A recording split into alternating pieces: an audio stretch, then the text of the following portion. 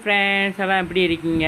எங்கள் வீட்டு சாப்பாடு மத்தியான சாப்பாடு எப்படி இருக்கு? கோழி சூப் வச்சாங்க. அப்புறம் வந்து முருங்கைக்கீரை வந்து நான் பெட்டினேன். அப்புறம் என்னமோ பொரிச்சிட்டு வச்சுருக்காங்க, என்ன பொரிச்சாங்கன்னு தெரியல. சாப்பாடு நாங்கள் சாப்பிட போகிறோம். நல்லா ருசியாக இருக்கிற மாதிரி தெரியுது. வேணும்னா நீங்கள் ஆன்லைனில் ஜாயின் பண்ணிக்கோங்க.